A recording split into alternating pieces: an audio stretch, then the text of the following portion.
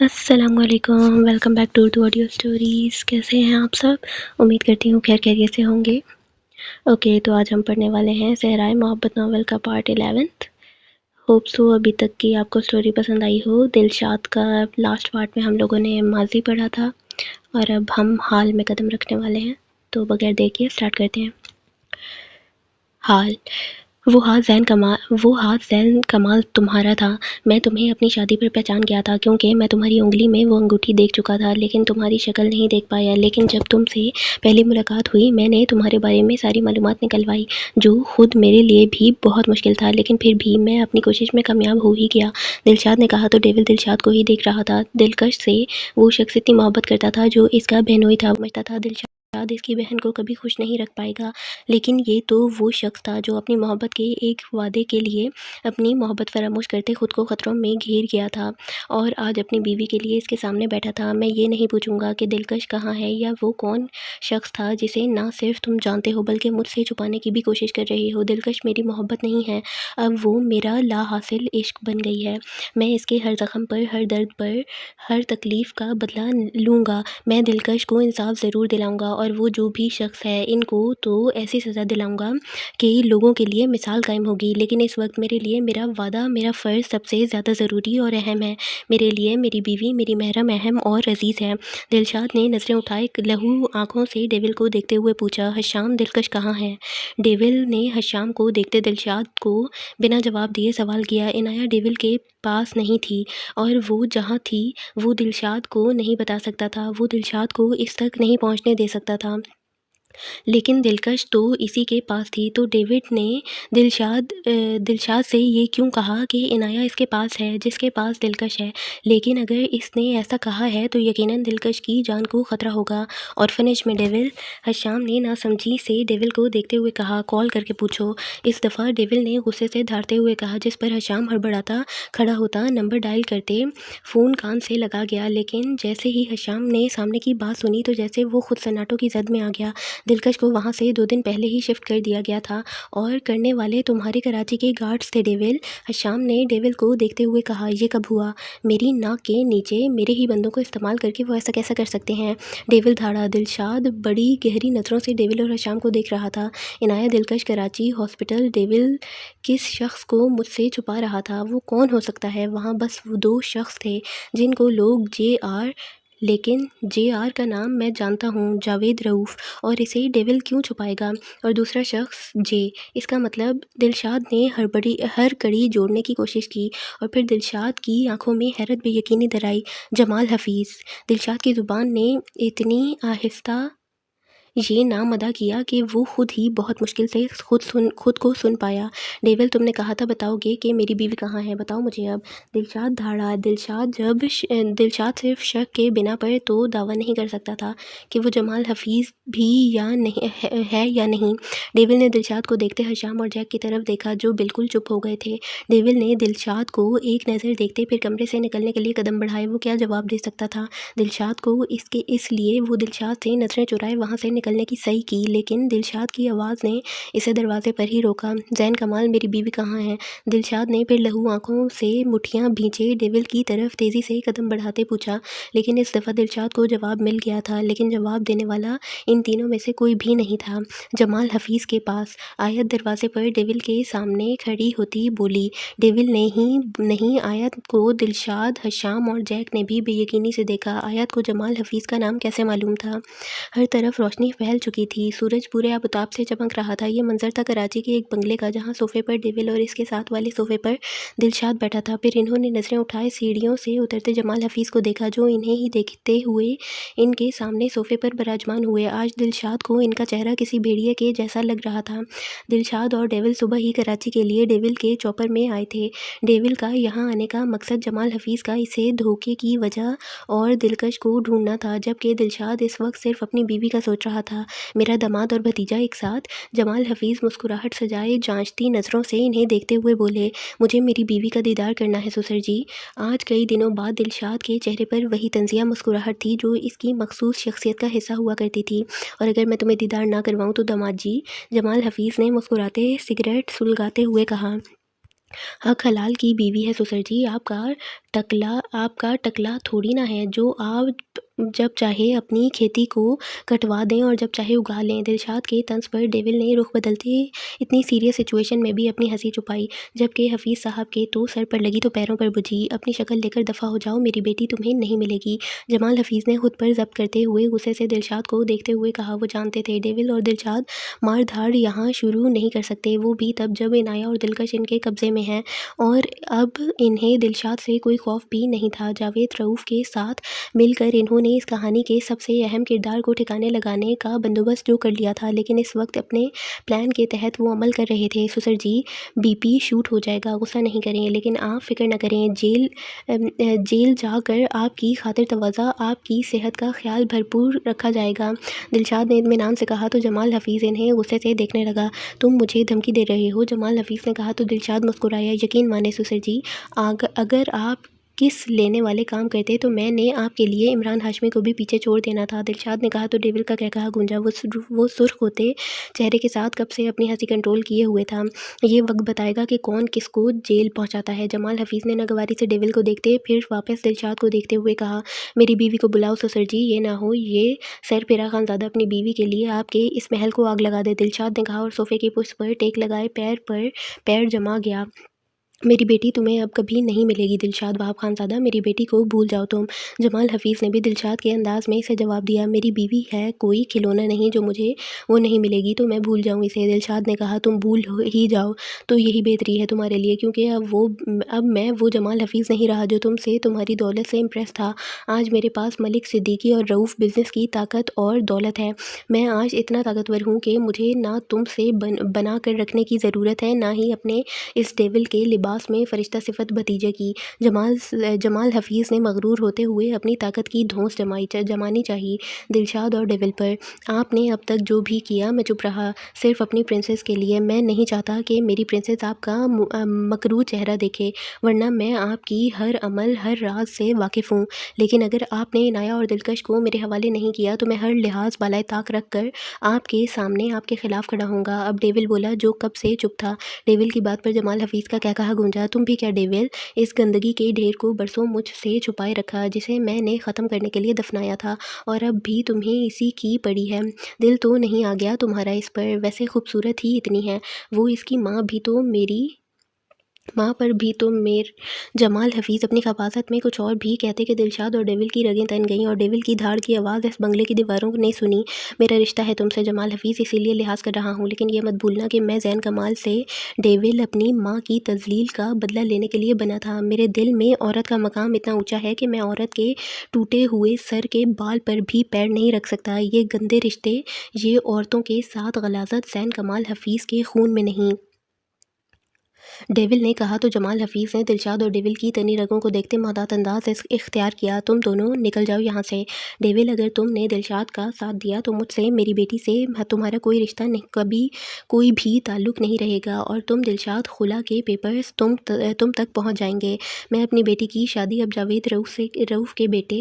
जमाल हफीज़ कुछ और भी बोलता कि दिलशाद ने खड़े होते सामने पड़ी टेबल पर ज़ोर से किक मारते टेबल को दूर करते सोफ़े से टकराने पर मजबूर कर दिया। मेरी बीवी का नाम अगर किसी भी गैर मर्द के साथ लिया तो ससुर जी कफन नसीब नहीं होने देगा, ये सरफिरा खानज़ादा तुम्हें। दिलशाद की धाड़ और गुस्से से फूली तनी रगों को देखते जमाल हफीज़ ने बेजा थूक निकला, मैं तुम्हारा लिहाज सिर्फ तुम्हारी बेटी और अपनी बीवी के लिए कर रहा हूँ, वरना तुझ जैसे गिरे हुए इंसान की हड्डियों का सुरमा बनाना मेरे लिए कोई मुश्किल नहीं। दिलशाद ने कहा। दिलशाद की बात पर जमाल हफीज़ कुछ कहते कि इन्हें दिलशाद के पीछे दीवार पर लगे मिरर से इनाया का अक्स नज़र आया। वो इनाया को पहले ही अपने जाल में फंसा चुके थे।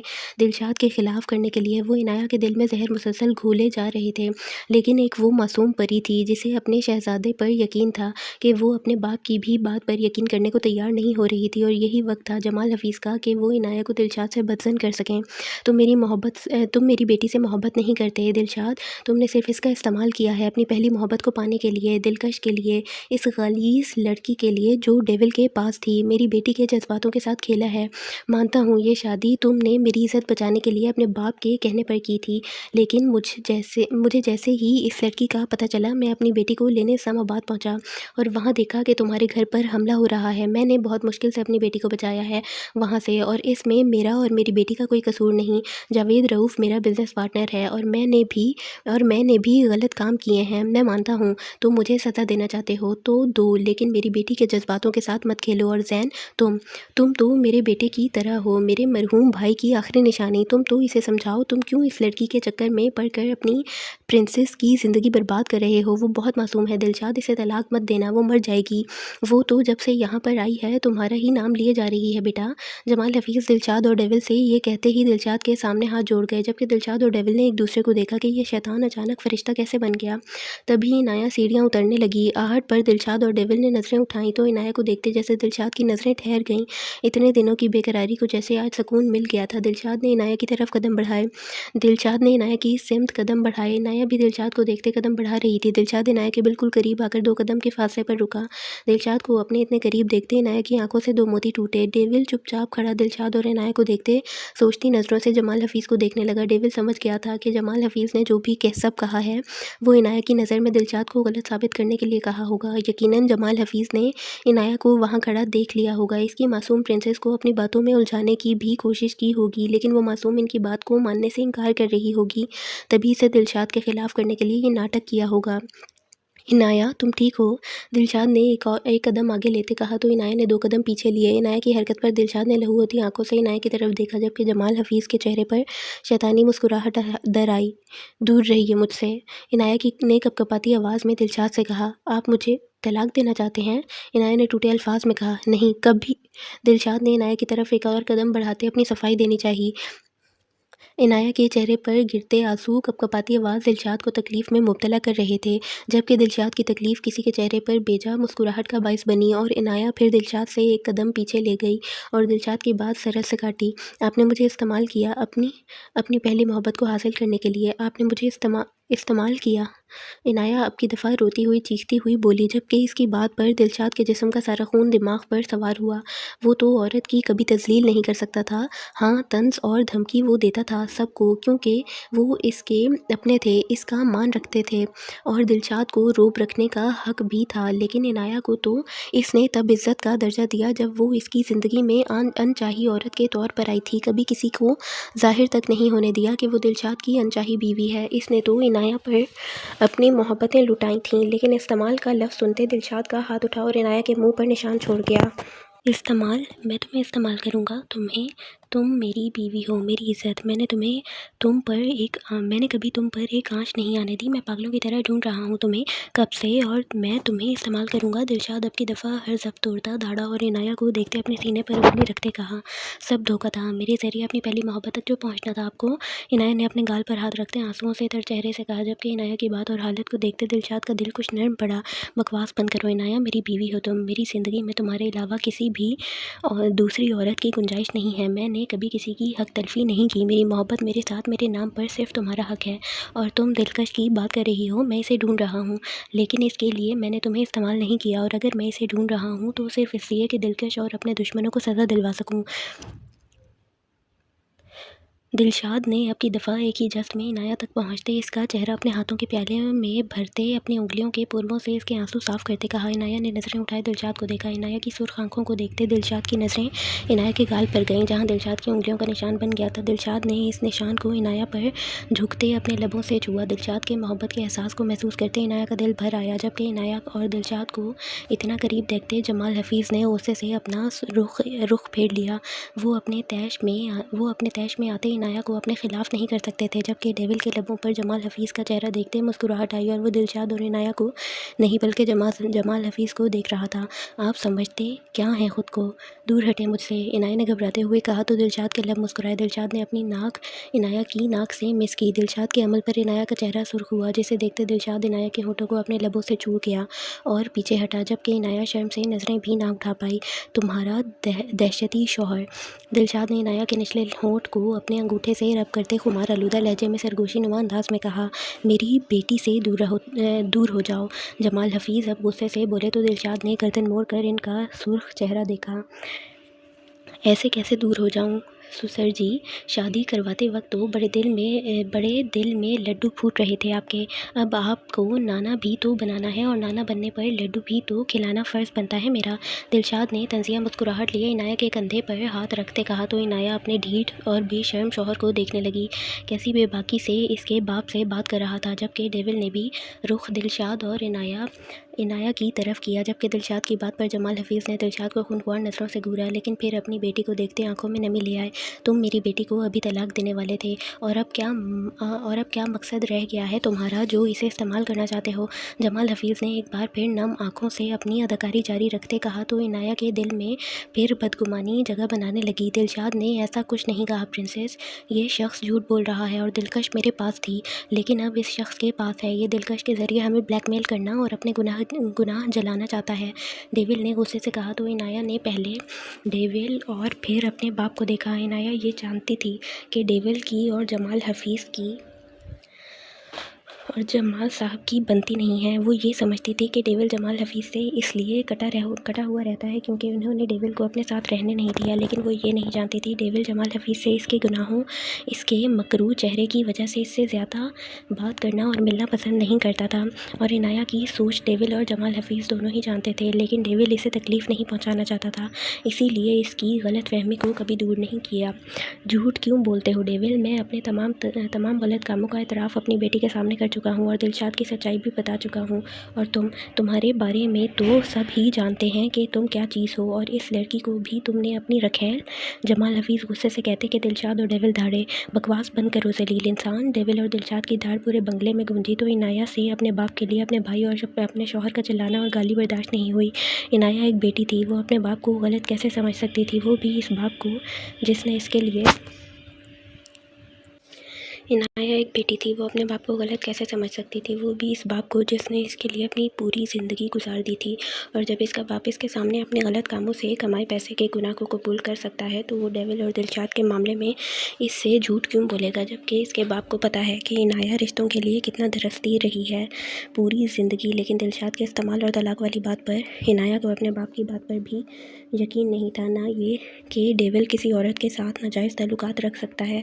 वो अपने भाई को जानती थी, वो अपने शौहर को भी जानती थी। जिस शख्स ने ज़िंदगी की नई शुरुआत करते हुए ही इनाया को सब क्लियर कर किया था, तो वो अपनी पहली मोहब्बत के लिए इसे कैसे इस्तेमाल कर सकता था। लेकिन वो थी तो औरत, अपने शौहर के नाम के साथ दूसरी औरत का नाम जुड़ता देख बदगुमान होने लगी थी। तमाम हक़ाइक़ को जुटलाते हुए भी इनाया उलझन के भंवर में फंसी थी।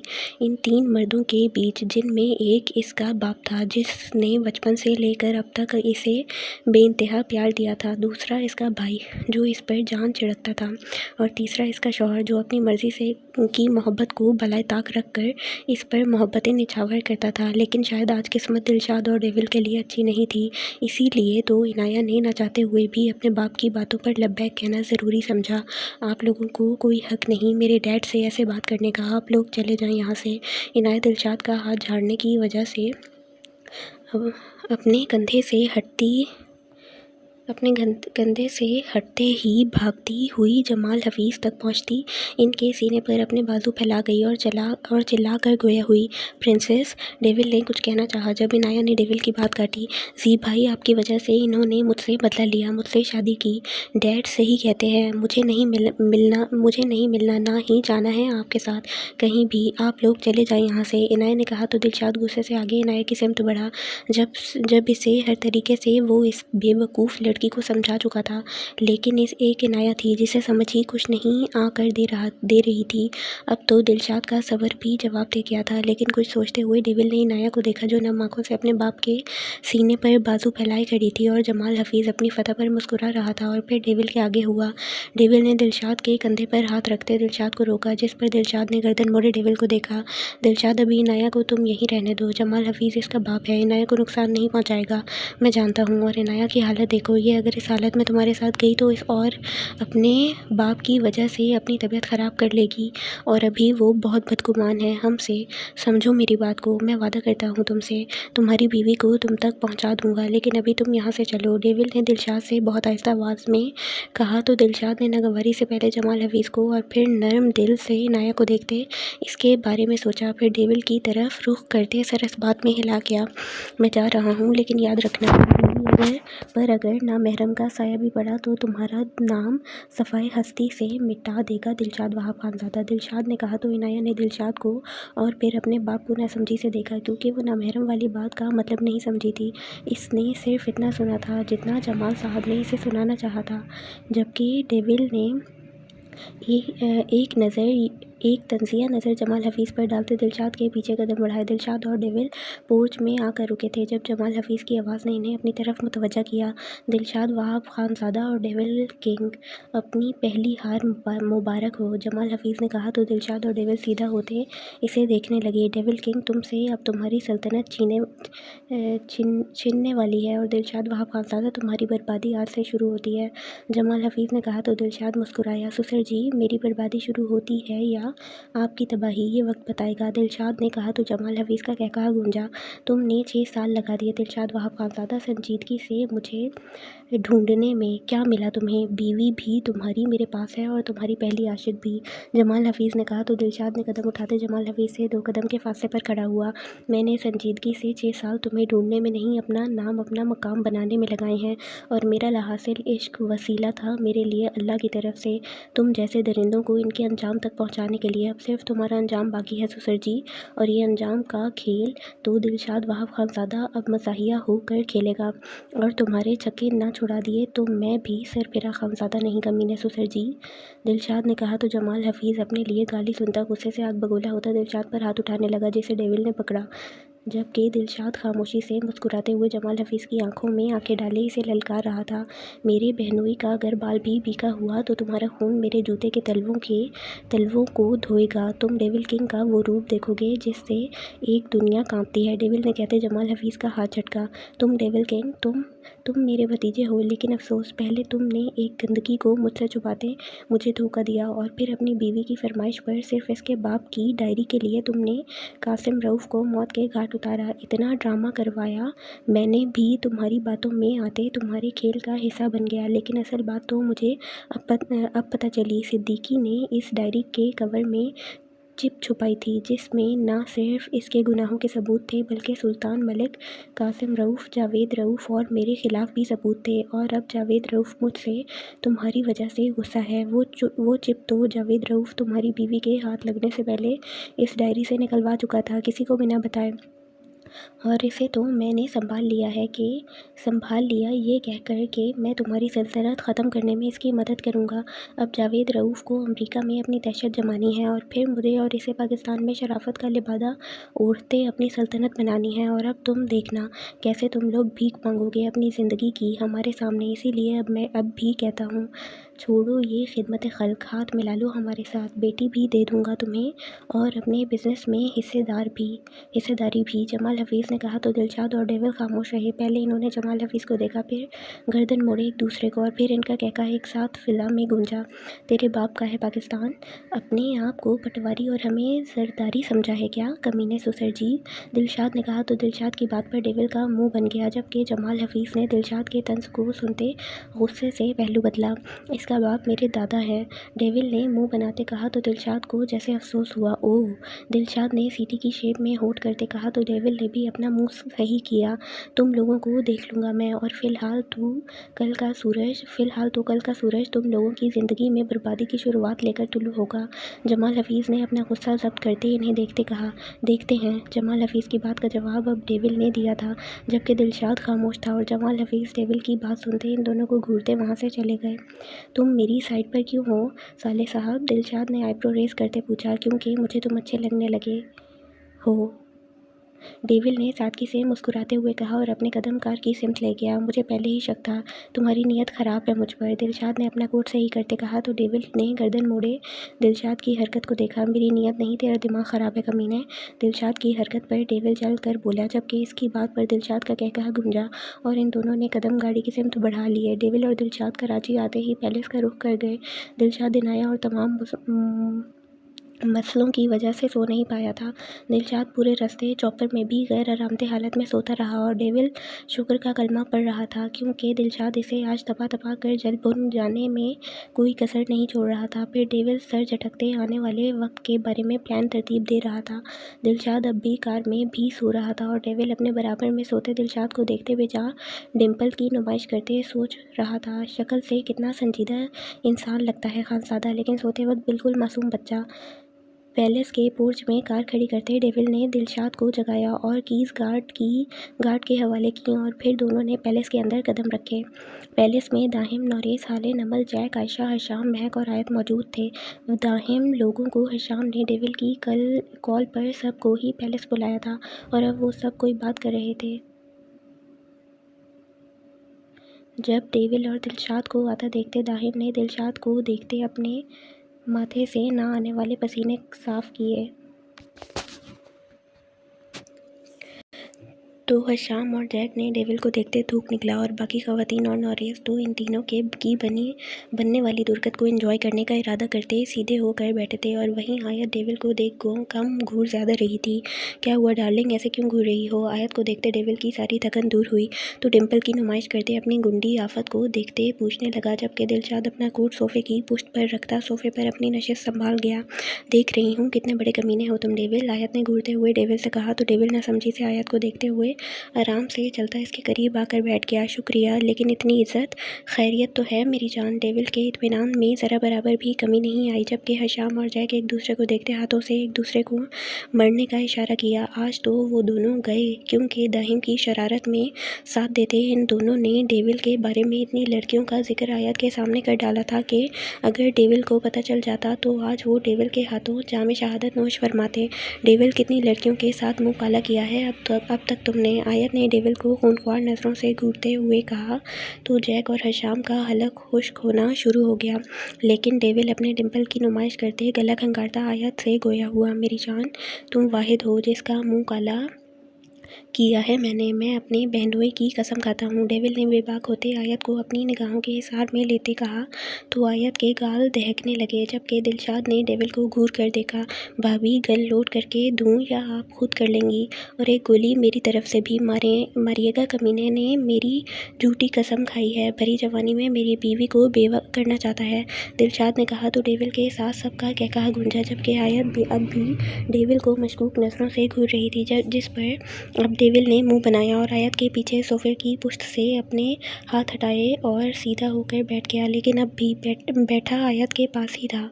और डेविल का ये सब करने का मकसद आयत के लिए नाराज़गी का ऐलान था, जिसको समझते आयत ने कहा, भरी सड़े हुए साले, जल्दी बोलो जो बोलना है। मुझे वैसे ही अपनी बीवी पर बेतहाशा गुस्सा है, जिसकी वजह से मेरी नींदें हराम हो चुकी हैं और मैं मज़ीद यहाँ बैठ नहीं सकता। मुझे मेरी बीवी ला कर दो, वरना मैंने इस विलन सुसरजी पर कराची के कुत्ते छोड़ देने हैं। वैसे भी सुना है कराची में कुत्तों की तादाद बढ़ती जा रही है, इन बेचारों को चलो एक वक्त का खाना तो नसीब होगा। दिलशाद ने बेजारियत से अपने पुराने रूप में आते डेविल से कहा तो डेविल को तो वाकई इस वक्त वो सरफिरा शख्स ही लगा, लेकिन अपनी बेइज्जती भी डेविल को कहाँ बर्दाश्त थी। चलो बीवी करती है अलग बात है, लेकिन अब बहनोई को तो ढील नहीं दे सकता ना, तुम तमीज़ से बात नहीं कर सकते और बीवी तो ऐसे मांग रहे हो जैसे मेरी बहन तुम्हारी बीवी ना हुई कोई चॉकलेट हो।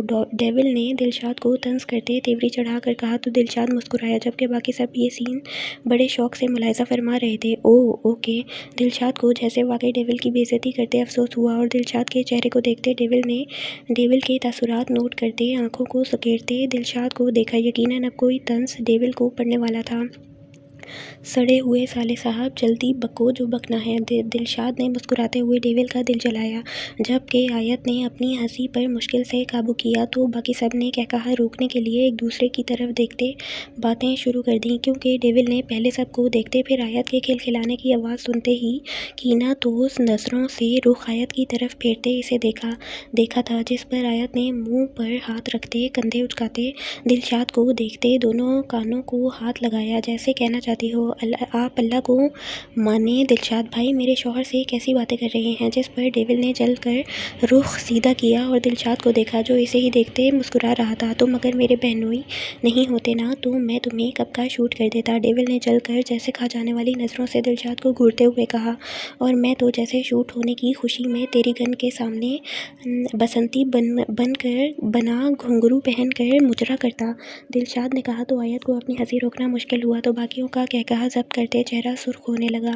तो पैलेस के लॉन में सबके एक साथ कहकहे और खिलखिलाना एकदम गूंजा। काफ़ी वक्त बाद वो लोग ऐसे मुस्कुरा रहे थे, लेकिन जैसे ही डेविल ने सबको बारी बारी घूरना शुरू किया और गन निकाल कर अपने हाथ में लेते गोलियां चेक करने लगा तो सबकी हंसी को एकदम ब्रेक लगी। अगर अब भी हंसते तो अमेरिका का डॉन अपनी बीवी को तो बख्श देता और बहनोई का कुछ बिगाड़ नहीं सकता था, जो कि डेविल को बातों से ही जला देता था। लेकिन बाकी सब की समाधि वो अपने पैलेस में बना ही देता। डेविल वो वॉशरूम से आता हूँ।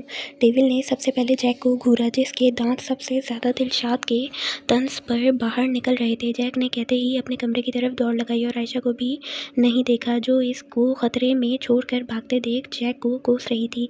बेचारा पहले अपनी जान तो बचाता। जैक के रूम में मेरा मोबाइल रह गया था, मैं लेकर आता हूँ। अब की दफ़ा डेविल ने नोरेस को देखा जो बेचारा गड़बड़ाता जल्दी बोला और वहाँ से जैक की सिमत भागा। जबकि नमल ने नोरेस को देखते फिर डेविल की गन को देखते दिल में सोचा, ये नोरेस कितने बड़े धोखेबाज निकले जो इस ज़िंदगी और मौत की मुश्किल घड़ी में मुझे छोड़कर भाग गए। नमल दिल में दुआएं देती आयतल कुर्सी पढ़ने लगी। वो नोरेस का फ़ोन मेरे पास है डेविल, मैं इसको बता कर आता हूँ। हशाम ने कहा तो डेविल इसके बहाने पर जल कर बोला, यूसुफजई का फ़ोन जैक के रूम में और फिर यूसुफजई का फ़ोन तुम्हारे पास। सस्ता नशा कर रखा है या मेरे मुँह पर बेवकूफ़ लिखा है। डेविल ने गन की नोक पैर पर रखते पैर झुलाते हशाम से कहा तो हशाम ने डेविल और फिर गन को देखते थूक निकला, वो मेरे फ़ोन डेड था ना, तो बस इसलिए वो ढूंढ रहा होगा, मैं आया। हशाम ने एक और बहाना बनाते डेविल से कहा और वहाँ से दौड़ लगा दी। जबकि हशाम के जाने से महक को कोई फ़र्क नहीं पड़ा, क्योंकि वो जानती थी कि इसका जी भाई अपनी गुड़िया को कुछ नहीं कहने वाला, लेकिन ये इसकी खुशफहमी ही थी जो जल्द ख़त्म होने वाली थी। डेविल भाई आई लव यू, दाहिम ने अपनी बत्तीसी की नुमाइश करते कहा, क्योंकि हशाम के जाते गन का रुख दाहिम की तरफ था। तुमने मुझे क्या समझा हुआ है छोटे खानज़ादा, मैं आई लव यू अपनी क्वीन से सुनने का आदी हूँ, ना कि तुमसे। डेविल ने दांत पीसते दाहिम को कहा तो दाहिम ने मुंह बसोरते हुए कहा, मैं भी बेइंतहा खूबसूरत हैंडसम और नौजवान डॉक्टर हूँ, दाहिम ने कहा तो डेविल का एक डिम्पल दाहिम की बात और मुंह बनाने पर वाज़े हुआ, जिसको डेविल ने बड़ी सरस से छुपाया, क्योंकि वो इन सब को खुद पर हंसने के लिए आज बख्शने का कोई इरादा नहीं रखता था और गुस्से से अलग पागल हो रहा था इन सब की हरकतों से। लेकिन तुम औरत नहीं हो छोटे खानज़ादा, डेविल ने दाहिम को घूरते हुए कहा और गन का रुख हवा में करते दाहिम की तरफ करते वापस अपने झुलाते पैर पर कर गया। साफ इशारा था, आज तुम अपनी हंसी की वजह से गए छोटे खानज़ादा, जिसको समझते दाहिम ने जल्दी से कहा, अच्छा मैं औरत नहीं हूँ, हाय ये दुनिया का सबसे बड़ा गम है, मैं इस गम में रो कर आता हूँ, ओके। दाहिम ने कहते ही जैक के रूम की तरफ दौड़ लगाई, जिस पर दिलशाद का कहकहा गूंजा। दाहिम दुनिया का पहला मर्द था जो औरत ना होने के गम में आंसू बहाने जा रहा था। जबकि दाहिम के पहुंचते ही नोरेस, जैक और हशाम जो मैं पेट पकड़ कर अब भी वो सीन याद करते हंस रहे थे, दाहिम भी इनमें शामिल हो गया। जबकि दाहिम की बात पर तमाम ख़वातीन ने अपनी हंसी छुपाई, क्योंकि अब डेविल दाहिम की बात पर आखिर और हरकत पर एक डिम्पल की नुमाइश को छुपाता इनकी तरफ मुतवज्जा था, और जिसको लगता था इसका जी भाई इससे कुछ नहीं कहेगा। सबसे पहले गन पॉइंट पर वही आई थी। डेविल ने अपनी गुड़िया को एक आईब्रो रेस करते देखा, जैसे पूछ रहा हो, हंसी थी अब क्यों मुँह बंद है, जिसे समझते महक ने ना सिर्फ हशाम को कोसा बल्कि आज कमरे से बेदखल करने का अहद करते वहाँ से गायब होने के लिए बहाना बना गई। मैं पानी पीकर आती हूँ। महक ने अपना दुपट्टा अपने मुंह के आगे रखते डेविल को खुद को देखते पा कर जल्दी बोलती वहाँ से भागी, जबकि महक के इस तरह भागने पर डेविल ने सर झटका और गायब होने तक इसकी पुश्त को घूरा। भाई, मैं आपके लिए पानी लाती हूँ। आयशा ने डेविल को अब खुद को देखते पाकर जल्दी से महक के पीछे डेविल से कहते दौड़ लगाई। अब डेविल का रुख हाले की तरफ था। दिलशाद भाई, मैं आपके लिए पानी लाती हूँ। हाले डेविल को खुद को घूरता पाकर जल्दी बोलती वहाँ से 9-11 होती किचन में गायब हुई। आप भी जाएँ पानी पीने या पिलाने, डेविल ने नमल को बहाने की तलाश में वहाँ बैठते देख कर कहा, जबकि डेविल की बात पर नमल की आंखें चमकीं। बहाना जो मिल गया था इसे। मैं पानी का जग ही ले आती हूँ, शायद किसी और को भी पानी पीना हो। नमल ये कहती मुस्कुराने की कोशिश करती जल्दी वहाँ से खिसक ली। अब डेविल ने अपने बराबर में बैठी बीवी को देखा, जो सबकी हालत देखते बेआवाज़ हंसती हुई पेट पकड़कर दोहरी हो रही थी। लेकिन डेविल को खुद को घूरता पाकर आयत को जैसे ब्रेक लगी। मैं तुम्हारी गन रख कर आती हूँ। रूम में काफ़ी भारी हो गई। मेरा बेचारा शौहर थक गया होगा इसे कैरी करते। आयत ने डेविल के हाथ से गन ली और वहाँ से भागी। वो जानती थी कि डेविल इसे क्या किसी को भी इनमें से नहीं मार सकता, लेकिन वो ये भी जानती थी कि डेविल को इस वक्त जितने गुस्से से पागल हो रहा है, वो गोली दिल पर नहीं तो पैर पर तो लाजमी मार सकता था, इसके भी और किसी के भी अपने पर हंसने की सज़ा के तौर पर। और सब ने डेविल का मजाक जो बनाया था, वो अमेरिका का डॉन था जिसे इसके घर के अफराद ने मिलकर गुस्से से पागल करने में कोई कसर नहीं छोड़ी थी। सड़े हुए साले, बोल रहे हो कुछ या मैं जाऊँ? दिलशाद अब सब की हालत से महसूस होता और डेविल की जली भुनी शक्ल देखता दोबारा डेविल को तपा गया। मेरे लेकर जहन्नुम में मेरी तरफ से जहन्नुम में जाओ कमीने। और अब तो कोई प्लान डिस्कस नहीं करने वाला मैं तुमसे, जब तक तुम मुझसे माफ़ी नहीं मांगते और रिक्वेस्ट नहीं करते, डेविल ने धारते हुए कहा। तो दिलशाद ने इसे घूरा, लेकिन डेविल इसे इग्नोर करता वहाँ से बाहर निकल गया। अब इस सड़े हुए साले से माफ़ी और रिक्वेस्ट करनी पड़ेगी, या अल्लाह, और क्या क्या देखना रह गया है।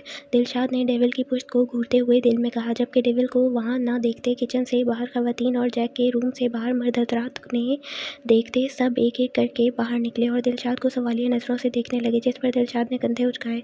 यार, डेविल तो जलाली रूप में आ गया। नोरेस ने हशाम और जैक को देखते कहा। तो सब ने ही नोरेस की बात की पर ताकीद की। सीढ़ियों से उतरती आयत ने भी वहां आते अपनी नशियत संभाली। दिलशाद भाई, कराची में क्या हुआ था? आयत ने दिलशाद को देखते पूछा। तो दिलशाद ने सारी बात इन लोगों को बताते सोफे की पुष्ट पर सर टिका लिया। सर टिका कर लंबी सांस खींचकर हवा के सुपुर्द कर दी। वाह, मेरे बाप की पहली औलाद की कहानी में विलन भी है, मज़ा आ गया। दाहिम ने चहकते हुए कुशन अपने अंदर भींचते हुए कहा। तो दिलशाद ने बेजारियत से दाहिम को देखा। विलन की ऐसी की तैसी, मुझे बस मेरी बीवी चाहिए, और एक दफ़ा मेरी बीवी आ जाए मेरे पास इस बुढ़े को। तो दिलशाद ने छत को घूरते हुए कहा। तो दिलशाद की हालत पर सबका कहकहा बुलंद हुआ। तो ख़वातीन भी मुस्कुराने लगी। दिलशाद ने नागवारी से मर्द हजरात को देखा तो सबकी हंसी को खुद ब खुद ही ब्रेक लग गई। वो डेविल नहीं था, वो दिलशाद था। इसकी ज़ुबान ही काफ़ी थी इन लोगों की बोलती बंद करने के लिए।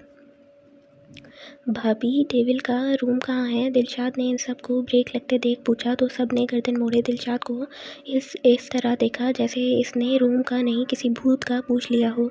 क्या हुआ यार? मैं आराम करना चाहता हूँ, 2 दिन से नहीं सोया, और जब तक मैं आराम करूँ तब तुम लोग मेरे सड़े हुए साले को मना लेना। मुंह फाड़ कर दांत इस तरह दिखा रहे थे जैसे ज़िंदगी पहली दफ़ा ब्रश किया हो और अपने दांतों की नुमाइश कर रहे हो। दिलशाद के तंज पर और सारा इल्ज़ाम इन पर डालने पर सब ने मुँह खोले दिलशाद को ऐसे देखा जैसे वो एलियन हो, जिनमें आयत भी शामिल थी। भाभी, रूम।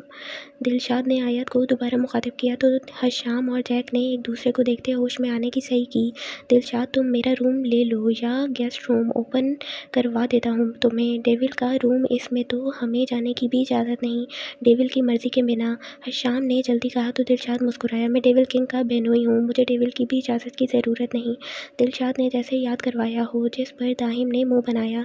मैं भी हैंडसम नौजवान डॉक्टर हूँ। चलो माना मेरी स्टोरी में कोई विलन सुसर या डॉन साला नहीं, लेकिन मेरी भी कोई इज़्ज़त है। अगर मेरे बाप की पहली औलाद सैन भाई के रूम में आराम करेगा तो मैं भी करूँगा। मैं भी थक गया हूँ बैठ कर, और मुझे भी देखना है डॉन का रूम कैसा होता है, दाहिम ने मुंह बनाते कहा। तो दिलशाद तंजिया मुस्कुराया, जिस पर जैक, हशाम और नोरेस ने दाहिम को देखते दिल में इसको पकड़ने वाली दिलशाद के तंज पर में दिलचस्पी ली। हाले मेरी बहन। दिलशाद ने दाहिम की जगह हाले को मुखातिब किया तो हाले ने अपने भाई के पुकारने पर लब्बैक कहा। जी भाई, हाले ने कहा तो दिलशाद ने अपना फ़ोन निकाला और हाले को अपने पास आने का इशारा किया। यह मंजर दाहिम भी सबके साथ बड़ी हैरत से देख रहा था। दिलशाद क्या करने वाला था? जब तुम किडनैप हुई थी मेरी बहन, जब तुम्हारे इस होने वाले हैंडसम नौजवान डॉक्टर शौहर ने तुम्हारी फ़िक्र करने के बजाय अपनी एक कुलीग की शादी की तस्वीर पर कमेंट किया था, पढ़ लो खुद। दिलशाद ने हाले के सामने फ़ोन करते कहा तो हाले ने फ़ोन लेते कमेंट पढ़ा, जबकि दाहिम ने थूक निकलते वहाँ से भागने के लिए इधर उधर नज़रें दौड़ाईं। हमेशा बेचारे को अपने बाप की आखिरी औलाद से पंगा लेना महंगा ही बाप की पहली औलाद से पंगा लेना महंगा ही पड़ता था, लेकिन वो भी तो आदत से मजबूर था। करता भी क्या, अपने नाम का मुतमईन ढीठ जो था छोटा खानज़ादा। कुछ और इंतज़ार कर लेती तो हैंडसम नौजवान डॉक्टर भी मिल सकता था तुम्हें, प्रीटी गर्ल। हाले ने कमेंट पढ़ते दाहिम को घूरा तो सब ने दाहिम का कमेंट सुनते दाहिम को ज़बरदस्ती मुस्कुराने वाले चेहरे को देखते और हाले के चेहरे पर खूनख्वार तेवर देखते दिल से दाहिम के लिए दुआ की, लेकिन जैक ने नहीं की। वो उठकर कुछ फासले पर डाइनिंग टेबल के करीब खड़ा हुआ। ये ही तो बदले का वक्त था। किडनैपिंग पर दाहिम ने भी तो इसे जज किया था। कोई रूम बता दो यार मेरे सड़े हुए साले का। दिलशाद ने सबको दाहिम और हाले के सीन में गुम देखते बावाज़ बुलंद कहा तो हशाम, जैक, आयशा, महक और आयत ने सीन में गुम होते नगवारी से सब ने एक साथ ऊपर की तरफ इशारा किया, जबकि नौरेज़ और नमल तो सीन में बिल्कुल गुम हुए थे। इन सब की हरकत देखते सर झटकते दिलशाद हाले के हाथ से आहिस्ता से अपना मोबाइल निकालते दाहिम को आंख विंक करते अपना कोट उठाता और सीढ़ियाँ चढ़ने लगा। दिलशाद अपने बाप की पहली औलाद की तमाम हरकतों से दिलशाद अपने बाप की आखिरी औलाद की तमाम हरकतों से बरवक्त वाकिफ़ रहता था, तो ये कमेंट कैसे इसकी नज़रों से ओझल रह पाता? हैंडसम नौजवान डॉक्टर, तुम्हारा कत्ल मेरे हाथों लिखा है, हाले ने कहा तो दाहिम ने मुस्कुराने की कोशिश की, लेकिन बेसुध। मैं तुम्हारी ये ख्वाहिश पूरी करते दुनिया से बेइंतहा खूबसूरत और हसीन बंदा कम नहीं होने दे सकता। मुझसे कम हसीन, शक्ल से ठीक दिखने वाली औरत। दाहिम जान गया था हाले अब इसे बख्शने वाली नहीं, तो दाहिम क्यों पीछे रहता। दाहिम ने अपनी मौत को खुद दावत दी। दाहिम, मैं तुम्हारा खून पी जाऊंगी। हाले ने यहाँ वहाँ देखते दाहिम को मारने के लिए कोई चीज़ ढूंढी। दिखा दिया ना अपना असल, देखती है लगती ही खून पीने वाली चुड़ैल हो, दाहिम ने कहा और वहाँ से भागा, क्योंकि जैक हाले को एक प्लेट दाहिम को मारने के लिए थमा चुका था। दाहिम को भागता देख हाले प्लेट लेती दाहिम के पीछे भागी। हाले आफरीती, मैं तुम्हारा होने वाला शौहर हूँ यार। दाहिम वाप खानज़ादा। दाहिम भागते हुए हाले के हाथ में प्लेट देखते इसे याद करवा गया, जबकि दाहिम की बात पर हाले को कुछ याद आया। अच्छा, मुझे लगा हाले सुल्तान के हो चुके शौहर हो उम्र हयात। हाले ने ये कहते ही दाहिम को प्लेट दे मारी, जिस पर दाहिम अपना सर पकड़ता कराह उठा। शायद दाहिम को सर पर हाले के प्लेट मारने की वजह से बहुत दर्द हुआ था, लेकिन ये बात अलग थी कि प्लेट मारी तो हाले ने दाहिम के बाजुओं पर थी। खैर, दाहिम के कराहने पर हाले परेशान होती दाहिम तक पहुँची और गुस्सा भुलाए खुद को कोसने लगी। सॉरी दाहिम, मैं तो बस। हाले बोली तो हाले की हालत देखते दाहिम ने अपनी अदाकारी पर खुद को दाद देते मुस्कुराहट छुपाई। हाले, मेरा सर। दाहिम ने फिर सर पकड़ते कहा तो हाले ने पलट कर देखते पीछे देखा कि कोई इसकी मदद को आए, लेकिन ये मंजर मुलाहिजा फरमाते सब दाहिम की अदाकारी और हाले की अकल पर मातम करने लगे। जबकि दाहिम ने सबके तसुरात समझते खामोश रहने का इशारा किया तो सब ना चाहते हुए भी खामोश हो गए। हाले दाहिम के साथ सोफे पर इसे बिठाती खुद इसको फिक्रमंदी से देखने लगी, जिस पर दाहिम ने हाले का गुस्सा भूला देखते शुक्र का कलमा पढ़ते हाले को खुद को ठीक होने की तसल्ली दी।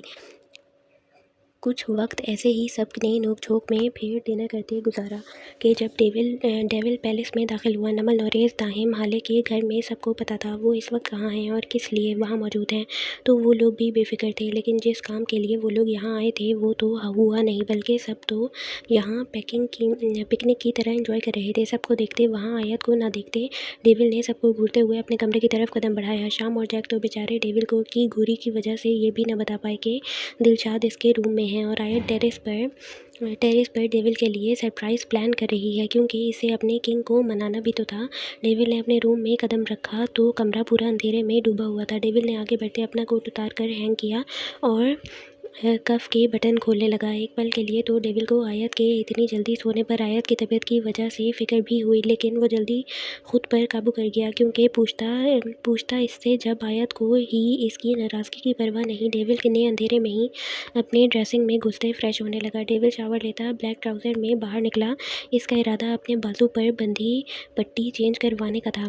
डेविल इस वक्त आयत पर इतना गुस्सा था कि ना तो वो अपने रूम में दिलशाद के परफ्यूम की खुशबू पहचान पाया, ना ही ड्रेसिंग में पड़े दिलशाद के कपड़ों को देखने की और पहचानने की सही की। दिलशाद तो डेविल के रूम में आता, फ्रेश होता, डेविल की वार्डरोब से इसकी ट्राउज़र निकाल कर पहन गया। दिलशाद बिना शर्ट पहने थकावट के बायस बेड पर नींद के मज़े लूट रहा था। डेविल बाहर आया तो एक लंबी सांस खींचकर हवा के सुपुर्द करता बेड पर आया। इसका इरादा आयत को तंग करने का था। इस बात से अनजान वहाँ लेटा वजूद इसका बहनोई है। मैं ये सीन कैसे पढ़ूंगी, मुझे अभी से हंसी आ रही है। ये कुछ ज़्यादा मोटी नहीं हो गई। एक रात की जुदाई में ही डेविल ने कंफर्टर ओढ़े दिलशाद पर अपना बायां बाजू फैलाते हुए कहा। अपने ऊपर थोड़ा वजन महसूस करते दिलशाद ने नींद में अपना वजूद हिलाया। दिलशाद की हरकत पर डेविल की नासमझी में और इजाफा हुआ। डेविल को लगा आयत उल्टा इससे ही नाराज़गी दिखा रही है। वो तो अभी तक डेविल ने हमेशा की तरह आयत के मुँह के इर्द गिर्द हाथ नहीं रखे थे, इस पर झुका नहीं था। वो अभी बेड की एक साइड पर एक हाथ सर के नीचे रखे करवट लिए लेटा हुआ था और दूसरा हाथ कंफर्टर पर फेर रहा था। मेरी जान, क्या हुआ? मनाना तुम्हें चाहिए और मुझे उल्टा नखरे दिखा रही हो। डेविल ने अपने हिसार में दिलशाद को आया समझते लिया तो दिलशाद की आंखें नींद के खुमार और डेविल के बाजू के बोझ से खुली। दिलशाद पहले सब समझने की सही करने लगा, लेकिन जैसे ही समझ में आया दिलशाद की आंखें हैरत से पूरी खुली, लेकिन वो हमस खामोश रहा।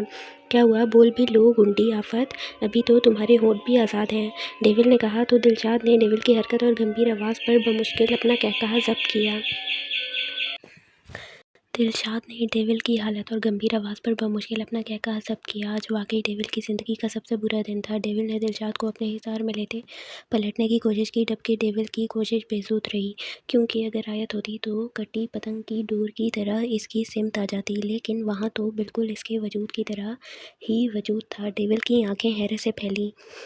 डेविल ने झटके से दिलशाद के बाजू पर हाथ रखते इसका रुख अपनी तरफ किया और इसी वक्त कमरे के दरवाजे का हैंडल घूमा और आयत कमरे में दाखिल हुई, जिसे कुछ देर पहले ही महक ने डेविल के घर आने पर इन्फॉर्म करते सभी आयत के पीछे डेविल और दिलशाद को एक रूम में देखने के लिए आयत के पीछे आए थे। आयत के ने स्विच बोर्ड पर हाथ मारते लाइट्स ऑन की तो पूरा कमरा रोशनियों में नहा गया, जबकि दिलशाद को देखते डेविल करंट खा कर दिलशाद से दूर बेड पर बैठा, जैसे कोई भूत देख लिया हो। और इन दोनों को बिना शर्ट के बीच में कंफर्टर देखते हाले ने आंखें फाड़ कर देखा तो दाहिम ने हाले की आंखों पर हाथ रखते दूसरा हाथ अपने मुंह पर रखा, जबकि नमल के दोनों हाथ इसके मुंह पर थे।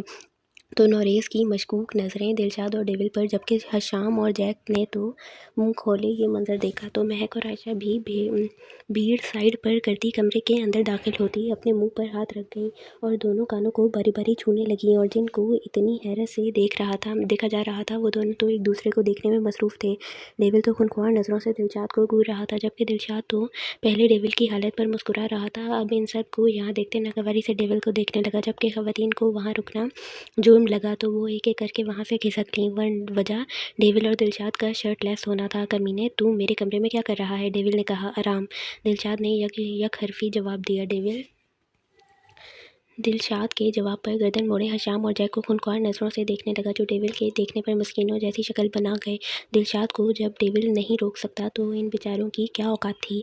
तू मेरा ही कमरा मिला था, डेविल ने गर्दन सीधी करते दिलशाद से कहा तो दिलशाद ने तंजिया मुस्कुराहट उछाली। और तुझे लूटने को मेरी इज्जत सड़े हुए साले, भाभी तो वाकई तुझे मुँह नहीं लगाती। आज तूने ये साबित भी कर दिया। दिलशाद डेविल को आग लगाता बोला।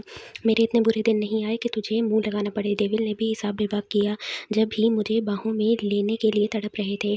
दिलशाद ने तंजिया कहा तो डेविल ने जब से मुठियाँ भींच लीं। वो एक दुनिया पर दहशत रखता था, लेकिन इसका बहनोई इसके जब्त को हर बार आजमाता, इसे तपाने में कोई कसर नहीं छोड़ता था। जबकि दिलशाद के तंज पर दाहिम, नोरेस, हशाम और जैक ने अपना कहकहा इस दफ़ा जब्त कर ही लिया और डेविल के ऊपर हंसने से इसके सामने तौबा, क्योंकि वो लोग भरी जवानी में डेविल की गोली का शिकार नहीं होना चाहते थे, तो दाहिम बिना शादी किए मरना नहीं चाहता था। तेरी तो डेविल तब से बस इतना ही बोला, लेकिन दिलशाद डेविल को इग्नोर करता बेड से उठता, ड्रेसिंग में गुम हुआ तो डेविल भी वार्डरोब से शर्ट निकाल कर पहन गया। दिलशाद अपने कपड़े पहनने बाहर आया तो डेविल और सबको इसी पोजीशन में खड़ा देखते इन तक पहुंचा। हम क्या समझते थे आप लोगों को? दाहिम ने आंखें फाड़े इन दोनों को देखते कहा। क्या समझते थे? दिलशाद ने आईब्रो रेस करते पूछा, जबकि डेविल दोनों हाथ सीने पर फोल्ड कर गया और दाहिम को देखने लगा। गबरू मर्द, और आप लोग तो एक दूसरे के साथ छिच चिच चिच। मेरी भाभी की सौतन तो इनका भाई निकला। दाहिम ने एहतियात से कहा, क्योंकि डेविल से वो मार जो नहीं खाना चाहता था। हम किस मुंह से अब लोगों में दहशत जमाएंगे? जैक ने भी दुहाई दी तो डेविल ने खुनख्वार नजरों से दोनों को घूरा। पटवारी भाई, आपकी शक्ल से तो चुड़ैलें डर जाएं, बस यही मुंह दिखा देना। दाहिम ने गर्दन मोड़े कहा तो दिलशाद और डेविल का जैक की हालत पर नौरेस और हशाम के साथ कहा गूंजा, क्योंकि जैक का मुंह कड़वे बादाम जैसा हुआ। अब अपनी नौटंकी बंद करो सब और मेरे रूम से दफ़ा हो जाओ, क्योंकि मैंने इस वक्त तुम लोगों की शक्ल नहीं देखनी, डेविल ने कहा तो जैक, हशाम, दाहिम और नौरेस ने डेविल से अपने हंसने की वजह से माजरत करते वहाँ से निकलने लगे, क्योंकि डेविल ने एक आह भरते सबकी माजरत कबूल की और अपने ढीठ पहनुई पर नागवार सी नज़र डाली। लेकिन प्लान? नौरेस ने जैसे याद करते कहा तो डेविल ने दिलशाद को देखते कहा, ये तो दिलशाद वहाब खानज़ादा पर डिपेंड करता है कि जितनी जल्दी वो मुझसे माजरत और रिक्वेस्ट करेगा इतनी ही जल्दी डेविल प्लान बनाएगा। डेविल ने कहा तो दिलशाद मुस्कुराया। सोचते हैं इस बारे में, दिलशाद ने तंजिया मुस्कुराहट के साथ कहते कंधे उचकाते वहाँ से वॉकआउट कर गया। तो बारी बारी सब ही डेविल के रूम से निकल गए, जबकि डेविल दिलशाद के अंदाज पर अपनी लंबी सांस खींचकर हवा के सुपुर्द कर गया।